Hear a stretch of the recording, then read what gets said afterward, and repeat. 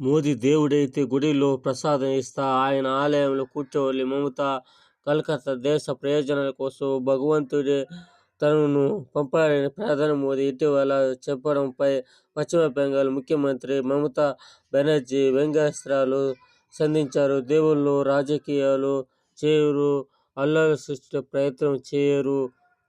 నిజంగా మోదీ తనను దేవుడిగా భావించుకుంటే నాడొక విన్నపం, మోదీజీ మీకు ఒక దేవాలయాన్ని నిర్మిస్తా, ప్రశాంతంగా డోక్లా గుజరాత్లో.